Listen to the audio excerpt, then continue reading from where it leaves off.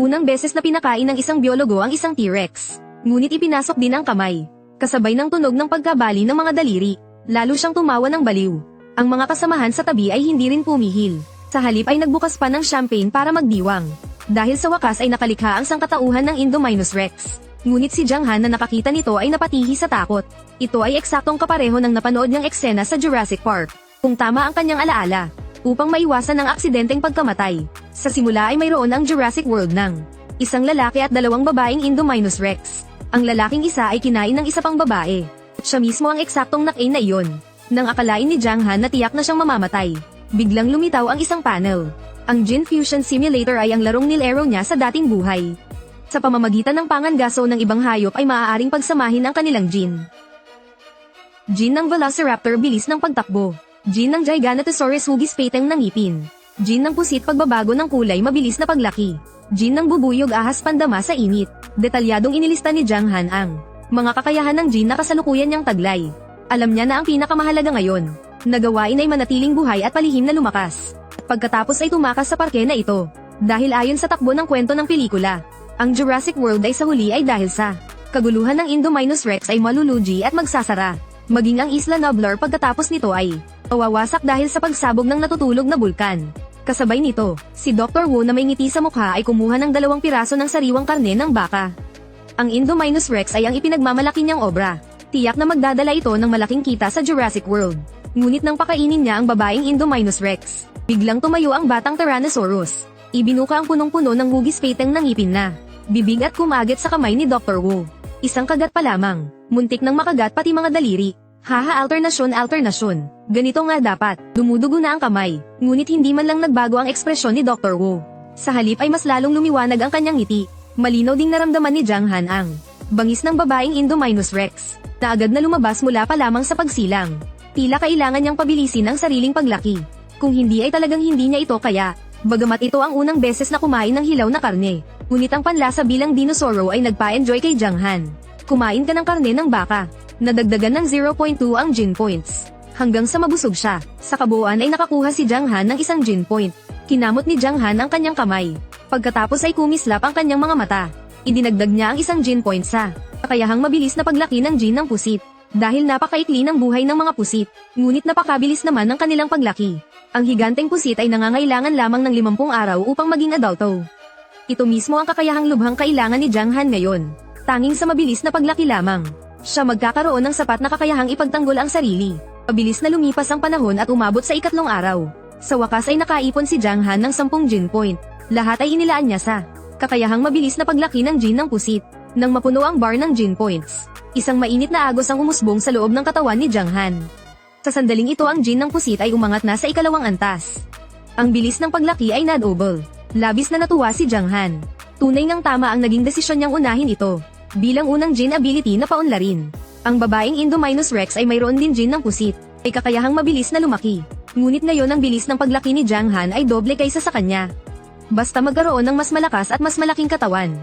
Kasabay ng talinong dala ng kaluluwa ng tao.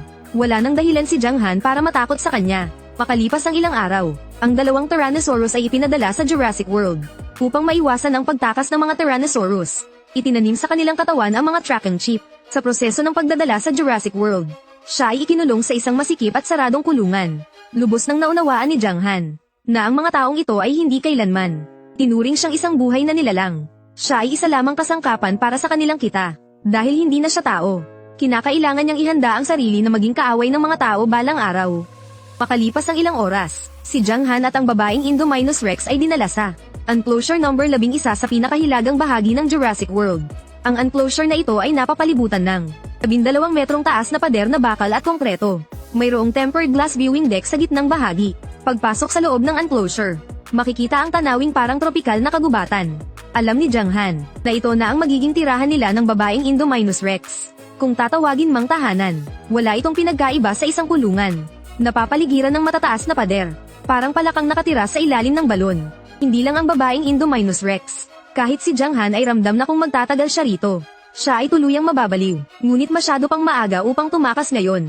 Kahit makalabas man siya ng palad, madali pa rin siyang mahuhuli muli ng mga tao sa labas. Pagpasok pa lamang ng babaeng Indominus Rex ay naging labis na marahas.